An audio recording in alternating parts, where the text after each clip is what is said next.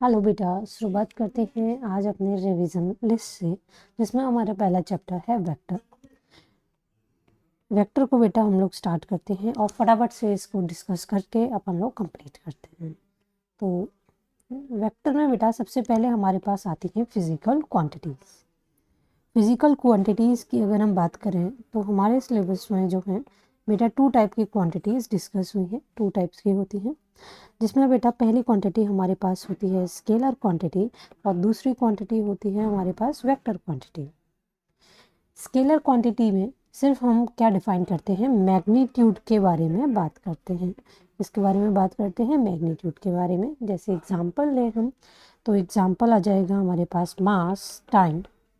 इसमें हम लोग किसी डायरेक्शन या पर्टिकुलर कि इस डायरेक्शन में है वैसे तो कोई बात करते नहीं है, केवल ये पूछते हैं कि मास कितना है या टाइम कितना है ना, लेंथ, एरिया। तो ये सब जो है वॉल्यूम, एनर्जी, वर्क, स्पीड, ये सब जो है हमारे स्केलर में आते हैं। अब यहाँ पर अगर हम दूसरी क्वांटिटी की बात करें तो ये है वेक्टर क्वांटिटी।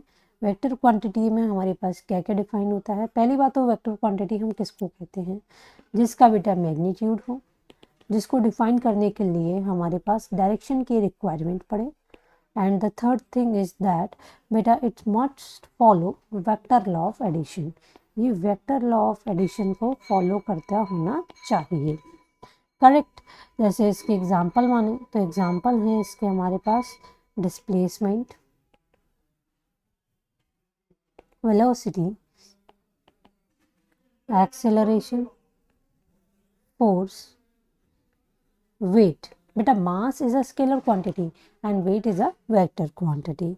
वहीं पर बेटा जो है हमारे पास मोमेंटम आ जाए, फील्ड आ जाए या टॉर्क आ जाए। मोमेंटम आ जाए, ठीक है, किसी तरीके का इलेक्ट्रिक फील्ड या फिर ग्रेविटेशनल फील्ड आ जाए, या फिर टॉर्क आ जाए, या फिर एंगुलर वाली बेटा जितनी भी चीज़ें होती हैं, angular displacement, angular velocities, angular acceleration, ये सब जो है हमारी किस में आएंगे, वेक्टर क्वांटिटीज़ में आती हैं। अब बेटा हमारे पास एक जो है क्वेश्चन में वर्ड आ जाता है which is orthogonal vector. Orthogonal vectors का मतलब क्या होता है, those vectors which are perpendicular. Perpendicular vectors को ही हम लोग क्या बोलते हैं बेटा, ऑर्थोगोनल वेक्टर बोलते हैं। और एक जो खास बात है इनके बारे में वो ये है, अगर ये परपेंडिकुलर होते हैं तो इनका डॉट प्रोडक्ट ज़ीरो होता है। डॉट प्रोडक्ट ज़ीरो होता है, घबराइए मत, अभी डॉट प्रोडक्ट के बारे में हम आगे बात करेंगे। डॉट प्रोडक्ट ज़ीरो होता है। वहीं पर अगर हम बात करें अबाउट टाइप्स ऑफ वेक्टर, है ना बेटा, अब अपन लोग डिस्कस करते हैं अबाउट टाइप्स ऑफ वेक्टर। फटाफट से डिस्कस करेंगे, ज़्यादा टाइम नहीं लेंगे। सबसे पहले हमारे पास आते हैं coinitial vector. Coinitial vectors are the those vectors which have same initial point. यानी कि मान लो बेटा ये एक वेक्टर है, इसका इनिशियल पॉइंट ये था, यहीं से निकलता हुआ दूसरा वेक्टर भी आ जाए तो यहाँ पर हम लोग क्या कहेंगे, इसका सेम इनिशियल पॉइंट्स है। So these two vectors are coinitial vector. Next हमारे पास आता है को लीनियर वेक्टर। देखो नाम में ही इसके छुपा हुआ है, देख पा रहे हो आप, लीनियर। लीनियर यानी कि एक ही उसमें, सॉरी मैं क्या कह रही हूँ, सेम लाइन में, है ना, सेम लाइन में जो बेटा वेक्टर्स होते हैं उनको हम लोग क्या बोलते हैं, कोलिनियर वेक्टर्स बोलते हैं। वहीं पर कोप्लेनर, कोप्लेनर वेक्टर्स जो होते हैं बेटा, ये हमारे होते हैं सेम प्लेन वाले वेक्टर्स। जो सेम प्लेन में हमारे दो वेक्टर्स आ जाएं उनको हम लोग क्या बोलेंगे, कोप्लेनर वेक्टर्स बोलेंगे। और अगर बेटा हमारे पास दो वेक्टर दे रखे हों, अगर हमारे पास दो वेक्टर दे रखे हों,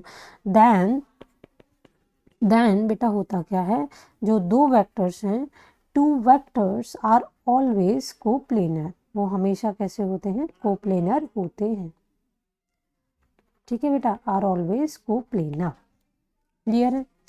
और इसके बारे में बेटा क्या बात है, एक और बात है, वो ये है, अगर हमें तीन वेक्टर दे रखे हैं, if A vector, B vector and C vector are given, और अगर ये कोप्लेनर है, these three vectors are coplanar. मैं लिख देती हूँ, if these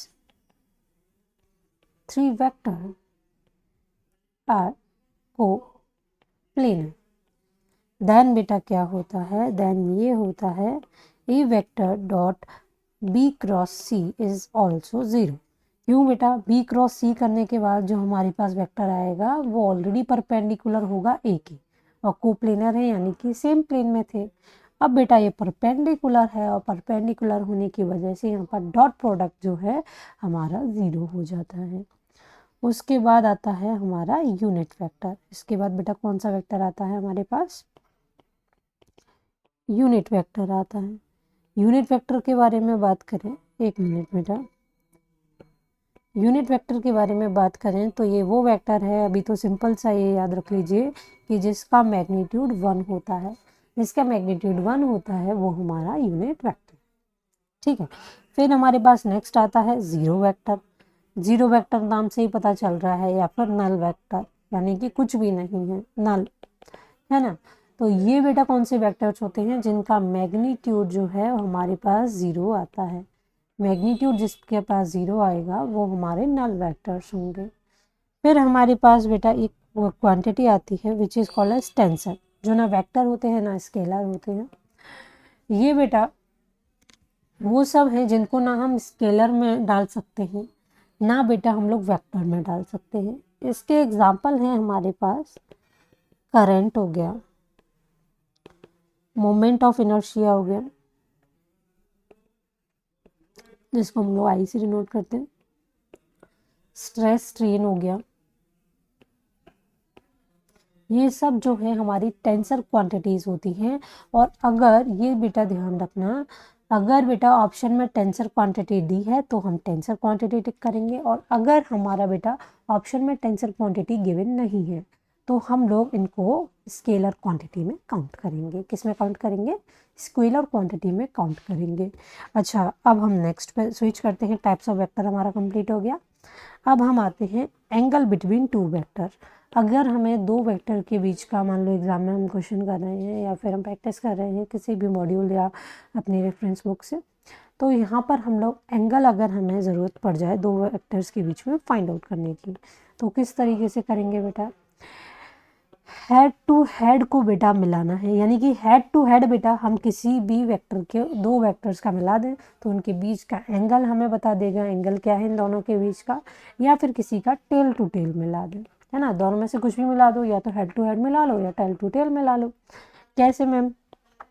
ये देखो बेटा, जैसे ये दो वेक्टर हैं, इनकी क्या मिल रही है बेटा? ये देखो, ये इधर है, इसकी पूंछ मिल रही है, किस वाले से? इस वाले से, है ना।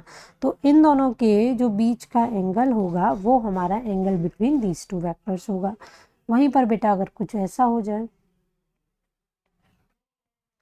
अब बेटा यहाँ पर क्या मिल रहा है? यहाँ हेड टू हेड मिल रहा है, तो इनके बीच का एंगल भी क्या हो जाएगा बेटा? ये दूसरा हो जाएगा, जो थीटा डैश हो जाएगा। ये भी बेटा क्या है हमारा? ये मान लो थीटा है तो ये थीटा डैश कह दिया, तो ये भी बेटा इन दोनों के बीच का एंगल हो जाएगा। क्लियर है? आगे बेटा आते हैं पाइथागोरस थ्योरम पर।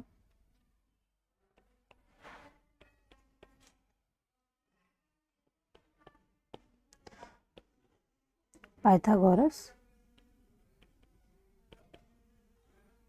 थ्योरम पर आते हैं। ये थ्योरम बेटा क्या कहती है? जैसे ये हमारे पास एक राइट एंगल ट्राइंगल है, जिसमें बेटा क्या है, ये एक 90 डिग्री का एंगल है, यहाँ पर ये परपेंडिकुलर है, यहाँ पर ये बेस है, यहाँ पर ये एच है, तो इसका, और ये बेटा यहाँ पर थीटा है। तो बेटा हमारे पास ट्रिपलेट्स का जो पाइथागोरस थ्योरम है वो क्या कहती है? एच बराबर बेटा पी का स्क्वायर प्लस में बेटा बी का स्क्वायर। ये बेटा हमारी थ्योरम है। अच्छा बेटा, कुछ इसमें ट्राइंगल हैं जो एज इट इज़ आपको याद रखने हैं, ये बहुत फ्रीक्वेंटली यूज होते हैं, तो बेटा इसे आप एज इट इज़ याद रखना। ठीक है, अपन लोग डिस्कस कर लेते हैं। पहला बेटा ट्राइंगल कुछ इस तरीके से है, एक तो मार्कर भी आ जैसे ही है ना बेटा। जैसे ये बेटा 4 है हमारा परपेंडिकुलर और बेस बेटा 3 है, तो हमारा एच जो है 5 आ जाएगा। ऐसे ही अगर हम नेक्स्ट ट्राइंगल डिस्कस करें, नेक्स्ट ट्राइंगल बेटा डिस्कस करें, तो ये बेटा 6 है, ये परपेंडिकुलर है, ये 8 है, तो बेटा ये क्या हो जाएगा? ये 10 हो जाएगा। ठीक है बेटा, ऐसी परपेंडिकुलर 5 है, बेस बेटा 12 है, तो एच हमारा 13 हो जाएगा। इस तरीके से बेटा हो जाता है।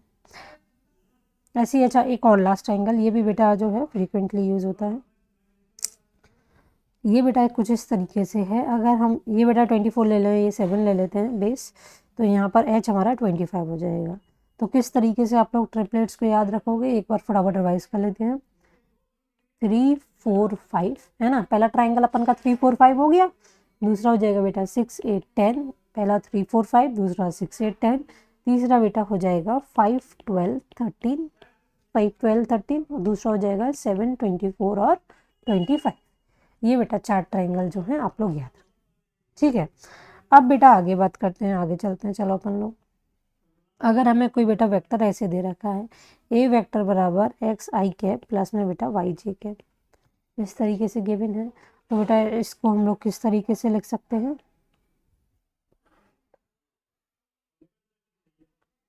इसको बेटा इस तरीके से लिख सकते हैं, यहाँ पर ये जो x है बेटा ये आई कैप के संग है, यानी कि नीचे की तरफ है, तो बेटा ये हो जाएगा x। और y जो है बेटा जे कैप के संग है, यानी कि ऊपर की तरफ है, तो ये बेटा हो जाएगा y। और यहाँ पर ये हो जाएगा बेटा परपेंडिकुलर।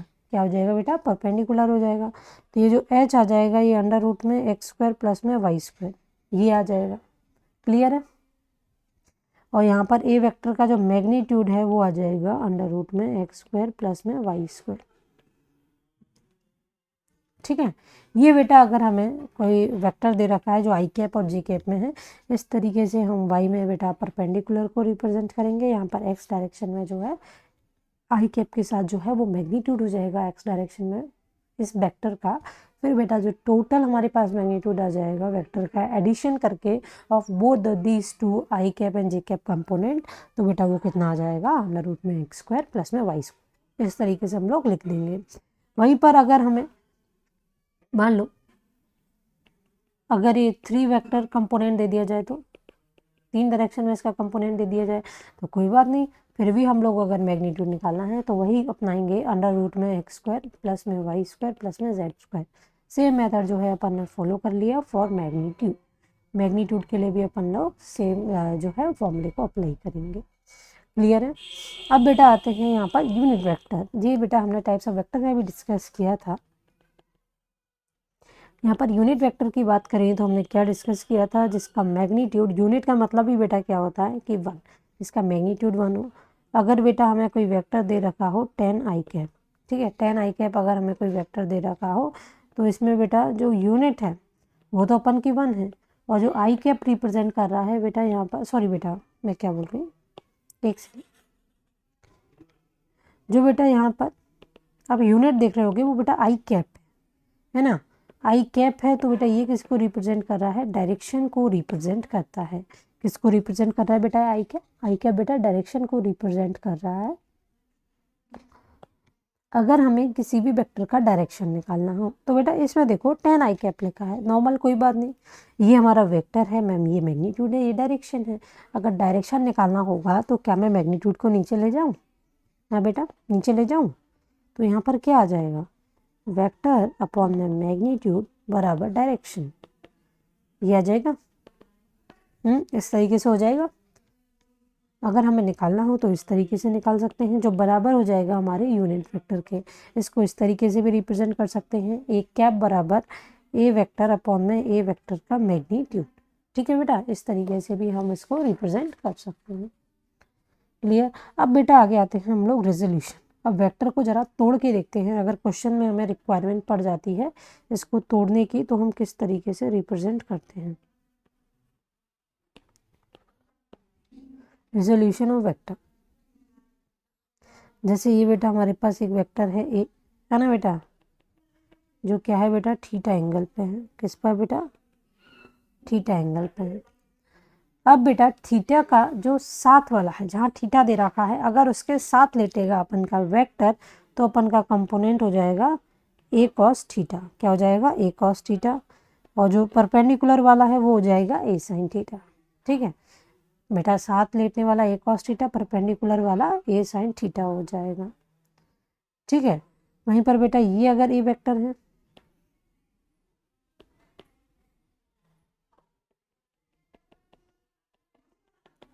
यहाँ का एंगल अगर यहाँ से थीटा दे रखा हो तो किस तरीके से करेंगे?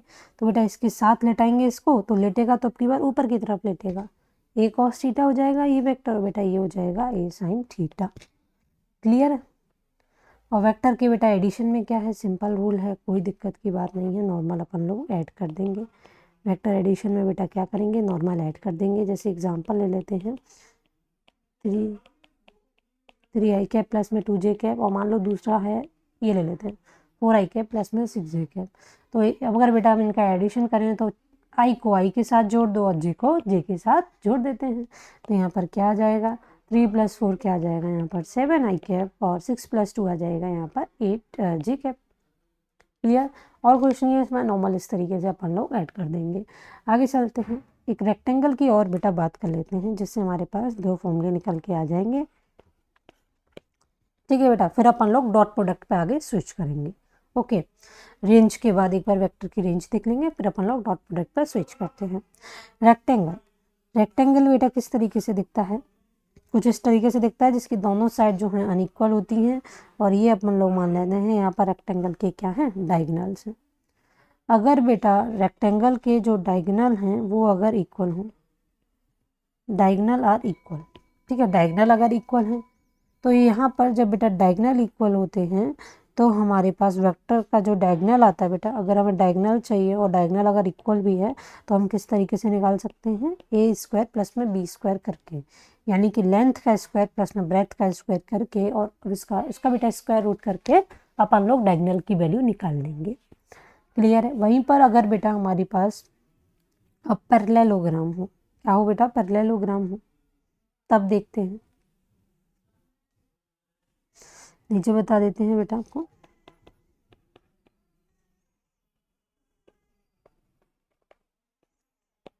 वहीं पर अगर बेटा मेरे पास क्या हो, यहाँ पर पैरेललोग्राम हो, कैसे बनता है बेटा पैरेललोग्राम, जैसे ये एक वेक्टर है जिसका मैग्नीट्यूड है a, और ये एक वेक्टर है जिसका मैग्नीट्यूड है बेटा यहाँ पर b। ठीक है, अब बेटा इसको हम लोग थोड़ा सा इधर शिफ्ट करेंगे तो ये इधर आ जाएगा इस तरीके से, अगर इसको करते हैं तो बेटा ये यहाँ आ जाएगा इस तरीके से। तो बेटा मैं इसी को ही कुछ इस टाइप से बना देती हूँ।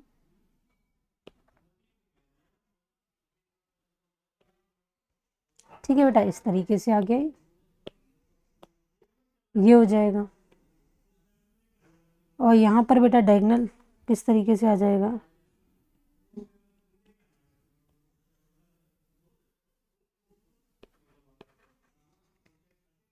ठीक है बेटा, ये आर आ गया, ये बेटा डी आ गया, ये आ गया अल्फा, और ये आ गया बेटा यहाँ पर थीटा। तो यहाँ पर बेटा क्या हो जाएगा, ए वेक्टर प्लस में बी वेक्टर बराबर, ये आ जाएगा अंडर रूट में a² प्लस में b² 2ab cos थीटा, जो बेटा हमारा क्या हो जाएगा, यहाँ पर r के बराबर जो है ये हमारी वैल्यू आ जाएगी। ये बेटा r इस तरीके से आ जाती है। वहीं पर अगर बेटा हमें d निकालना हो तो d के लिए कुछ बेटा हम लोग उल्टा करते हैं, वो बेटा क्या उल्टा करते हैं, यानी कि a माइनस बी अगर हमें निकालना हो तो बेटा इसके लिए a² प्लस में b² माइनस में 2ab cos थीटा कर देते हैं, जो बेटा दूसरे डायगोनल की वैल्यू आ जाती है। यहीं पर अगर हमें tan अल्फा निकालना हो, यानी कि रिजल्टेंट वेक्टर का एंगल विद बेटा वन वेक्टर, ए वेक्टर हमने ले लिया है यहाँ पर, तो बेटा इसका फॉर्मूला क्या होता है, ये होता है v sin थीटा अपॉन में a प्लस में b cos थीटा। ये हमारी वैल्यू यहाँ पर आ जाएगी। कोई दिक्कत नहीं बेटा इसमें, क्लियर है। ओके अच्छा बेटा, आप इसमें एक चीज़ नोटिस करना, ये जो दो डायगोनल्स होते हैं ये बेटा आपस में आपको थोड़ा परपेंडिकुलर दिखाई दे रहे होंगे, ये बेटा परपेंडिकुलर होते हैं। परपेंडिकुलर होने का मतलब क्या है, इफ बेटा R and D are perpendicular, अगर बेटा ये परपेंडिकुलर हो, अगर ये परपेंडिकुलर हो तो बेटा आर क्या होता है, ये हो जाता है मैम a प्लस बी, और बेटा डी क्या हो जाता है, ये हो जाता है a माइनस बी। और अगर ये परपेंडिकुलर है इसका मतलब है, अगर ये परपेंडिकुलर है इसका मतलब है इनका डॉट प्रोडक्ट 0 है। क्यों बेटा, इनका डॉट प्रोडक्ट 0 है, हो सकता है ऐसा। आगे चलते हैं बेटा। अच्छा कुछ रिजल्ट और हैं बेटा, ये आप एज इट इज याद रखना। इस तरीके से ये बेटा ये वेक्टर है, एक और ये वेक्टर है, अगर मैग्नीट्यूड देखो इक्वल है और इनके बीच का एंगल 0 डिग्री है तो इनका रिजल्टेंट हो जाएगा 2a। वहीं पर एक और वेक्टर ले लो, ए वेक्टर, ठीक है, अगर इन दोनों के बीच का एंगल 60 डिग्री है तो इसका रिजल्टेंट कुछ इस डायरेक्शन में आ जाएगा √3a। अगर वहीं पर ये वेक्टर है, दो वेक्टर अगर ए वेक्टर हैं और इनके बीच का एंगल अगर 90 डिग्री है तो ये वेक्टर आ जाएगा √2, क्या आ जाएगा, √2 आ जाएगा। आगे बात करें, अगर ये बेटा ए वेक्टर है, ये भी ए वेक्टर है, और अगर इनके बीच का एंगल 120 डिग्री है तो रिजल्टेंट आ जाएगा ए।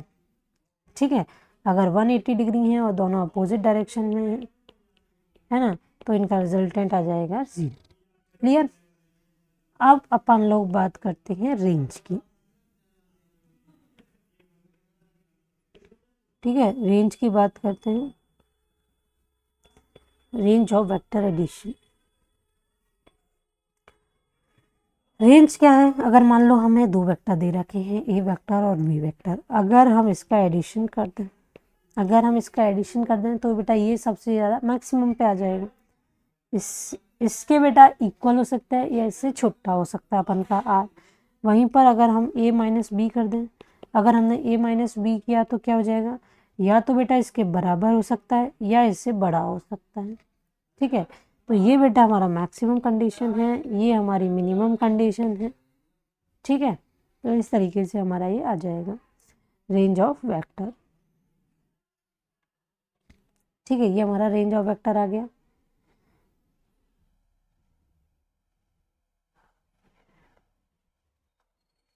अब हम आते हैं डॉट प्रोडक्ट पे। डॉट प्रोडक्ट बेटा क्या हो जाएगा, ए डॉट बी बराबर A B cos theta, A B cos theta हो जाएगा यहाँ पर हमारा। और क्रॉस प्रोडक्ट की अगर हम बात करें तो क्रॉस प्रोडक्ट का हमारे पास फॉर्मूला होता है, वो होता है ए बी साइन थीटा। इसकी वैल्यू हो जाएगी A B sine theta N cap. ठीक है, ये हमारा क्या हो जाएगा, वेक्टर प्रोडक्ट।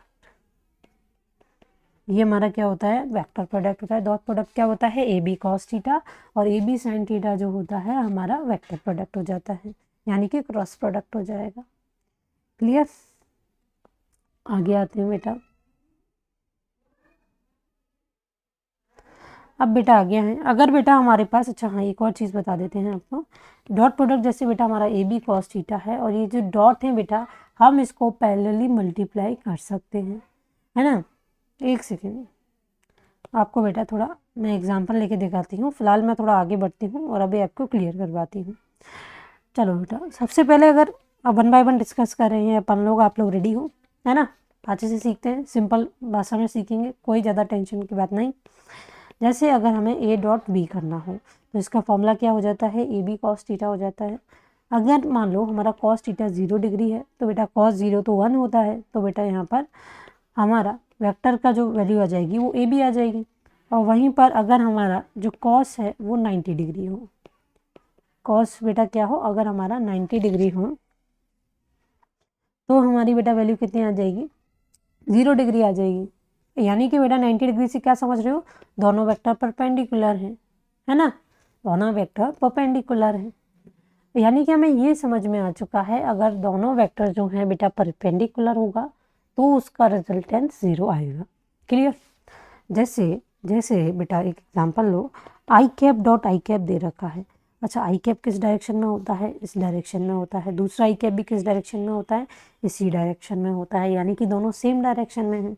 तो यानी कि 1.1 कॉस 0 ले लो, सेम डायरेक्शन में है। और आई कैप है बेटा, ये यूनिट वेक्टर है, और यूनिट वेक्टर का मैग्नीट्यूड कितना होता है, 1 होता है ना। तो ओवरऑल हमारी वैल्यू आ गई है 1, यानी कि 1 ही आएगी। आप आई कैप को आई कैप से मल्टीप्लाई कर लो, जे कैप को जे कैप से मल्टीप्लाई कर लो, चाहे के कैप को के कैप से मल्टीप्लाई कर लो, तीनों की वैल्यू क्या आनी है, 1 ही आनी है। क्लियर। आई कैप डॉट जे कैप ले लो, जे कैप डॉट के कैप ले लो। अच्छा, इसको मैं अभी एक्सप्लेन करती हूँ। के कैप डॉट आई कैप ले लो, जे कैप डॉट के कैप ले लो, और के कैप डॉट बेटा जे कैप ले लो, कुछ भी ले लो, उसकी वैल्यू 0 ही आनी है। अब मैम ये कैसे हुआ, बेटा आई अगर इस तरफ है तो जे बेटा इस तरफ है ना। दूसरे में देखो बेटा, जे अगर इस तरफ है तो के बेटा सामने की तरफ है। यानी कि बेटा ये मैंने जितनी भी वैल्यूज़ ली हैं इसमें एक वेक्टर दूसरे वेक्टर के परपेंडिकुलर है। और अगर बेटा ये परपेंडिकुलर होगा, यानी कि मतलब क्या है कि इनका डॉट प्रोडक्ट हमारे पास 0 आएगा। ठीक है, क्या होगा बेटा, हमारे पास 0 आएगा। ठीक है, आगे चलें, आगे आते हैं। चलो, जैसे एक एग्जांपल ले लेती हूँ। एक बेटा हमारे पास एग्जांपल है जिसमें 2i कैप प्लस में 3j कैप प्लस में 4k कैप हमारे पास एक वेक्टर है जिसका बेटा डॉट प्रोडक्ट करना है 3i कैप प्लस में 2j कैप प्लस में 2k कैप से। ठीक है, इस तरीके से होगा। तो बेटा इसका मल्टीप्लाई इसमें, इसका मल्टीप्लाई इसमें, इसका मल्टीप्लाई इसमें, इस तरीके से हो जाएगा। तो यहाँ पर बेटा 2 3 जा 6 प्लस में बेटा 2 3 जा 6 4 2 जा 8, यानी कि हमारे वेक्टर्स आ गए 20 जो है हमारी वैल्यू यहाँ पर आ जाएगी। क्या आ जाएगी बेटा हमारे पास यहाँ पर 20 हमारी वैल्यू आ जाएगी। क्लियर है। अब बेटा हम लोग क्रॉस प्रोडक्ट पे आते हैं। बस इतना ही था डॉट प्रोडक्ट में, और कुछ भी नहीं था, है ना, बस इतना ही था और इसी से आपके सारे क्वेश्चन जो हैं बन जाएंगे। आगे आते हैं क्रॉस प्रोडक्ट पर।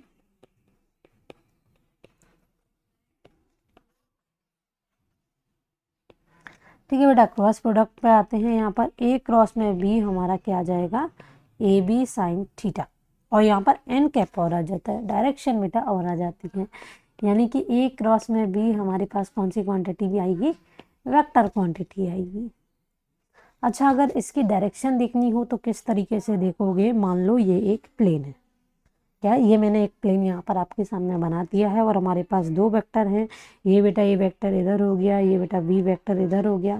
ठीक है बेटा, ये यहाँ पर थीटा एंगल हो गया।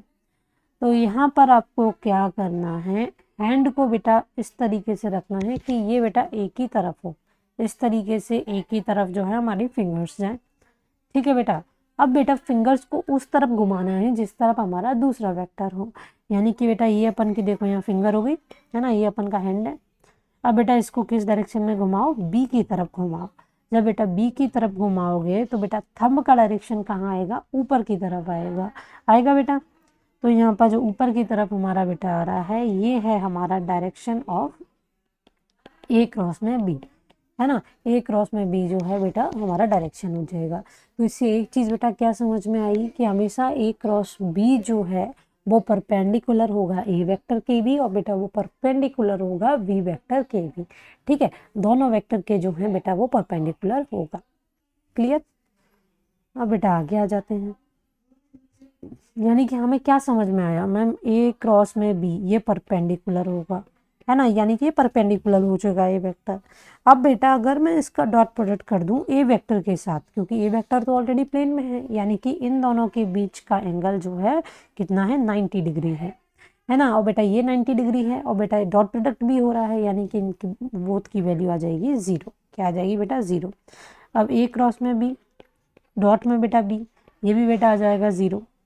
वहीं पर बेटा ए क्रॉस बी, डॉट में बेटा ए प्लस बी, ए प्लस बी तो प्लेन में ही होगा, तो इसकी वैल्यू भी आ जाएगी 0। इस तरीके से जो है हमारी वैल्यूज यहाँ पर आ जाएंगी। और बेटा आगे देखते हैं। अच्छा, एक और चीज़ है, जैसे हमारे पास साइन 0 डिग्री, साइन 180 डिग्री हुआ, तो बेटा कॉस प्रोडक्ट हमारा 0 हो जाएगा। क्यों हो जाएगा, क्योंकि साइन 0 की वैल्यू कितनी हो जाएगी, 0, और साइन 180 की वैल्यू भी क्या हो जाएगी, 0। इस तरीके से जो है हमारा जो बेसिकली क्रॉस प्रोडक्ट है वो 0 हो जाएगा। क्लियर है। ठीक है बेटा, इसके आगे बेटा 10 मिनट्स की वीडियो है, वो अभी हम डिस्कस करते हैं।